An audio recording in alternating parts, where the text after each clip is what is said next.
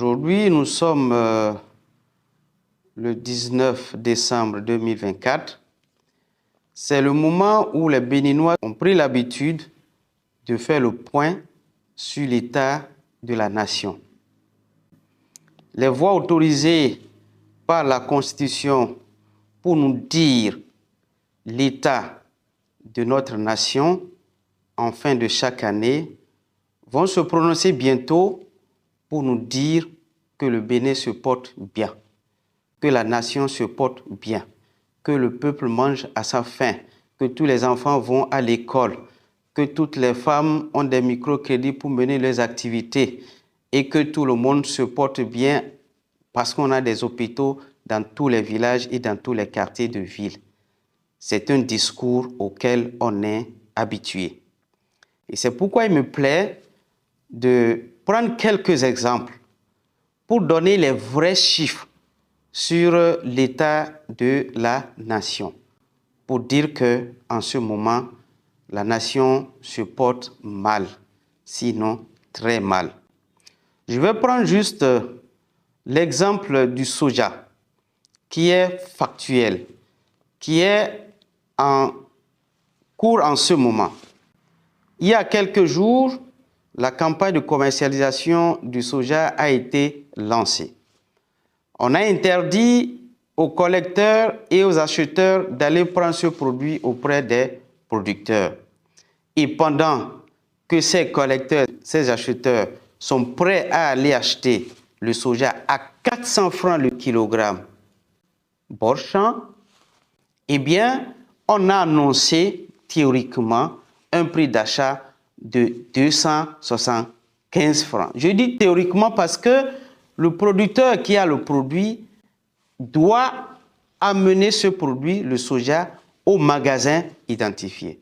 Il y en a qui auront à faire 10 km, 20 km, 30, 40 km pour amener leur produit au magasin d'achat, ce qui n'est pas sans coût. Eh bien, quand on évalue un peu le temps et le coût de ce travail supplémentaire, eh bien, on est autour de 28 francs par kilogramme. Ça veut dire, dans la réalité, on achète le soja au producteur à 247 francs.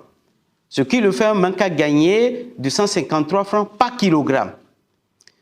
L'année dernière, la production du soja était de 520 000 tonnes.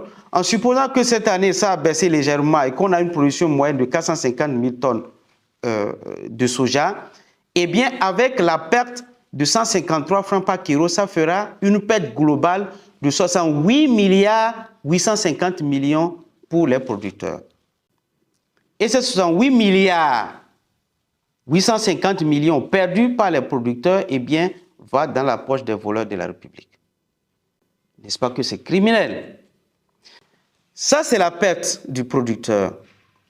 Et pour l'État, dans la loi des finances portant budget gestion 2023, la redevance d'exportation du soja a été fixée à 140 francs le kilogramme. Et en prenant la production moyenne de 450 000 tonnes pour cette année, eh bien, la perte pour la caisse de l'État sera donc de 63 milliards. 63 milliards par-ci, 68 milliards par-là, ça fait à peu près 132 milliards que les Béninois, que les citoyens vont perdre du fait de ce mécanisme criminel de commercialisation de soja qui a été annoncé. Et ce n'est pas tout. Les acheteurs, les collecteurs et les exportateurs à qui on a interdit cette activité, pendant qu'ils détiennent des registres de commerce, qui les a autorisés à faire l'activité et pour laquelle ils ont consenti de gros investissements, eh bien, ces entreprises payaient des impôts qu'ils seront plus payés. Et également, ce monde collecteur, acheteur et exportateur est évalué à peu près à 30 000 citoyens. Ça veut dire que c'est 30 000 citoyens qui sont mis en chômage d'un seul claque de doigts du fait de ce mécanisme. Les pertes sont énormes. Et ça, ce n'est que pour le produit soja uniquement. Si on revient au coton, on verra que c'est pire. Si on prend le cajou, ça va être encore plus grave. Voilà autant d'indicateurs qui montrent que la nation se porte très mal. Dans ces conditions, on viendra nous dire que l'État, la nation se porte très bien. Et les Béninois que nous sommes, nous avons besoin de savoir que notre nation ne se porte pas bien et c'est normal de le faire savoir au monde entier pour que les chiffres qui nous seront donnés dans quelques jours, dans quelques heures, soient comparés avec notre réalité. Je vous remercie.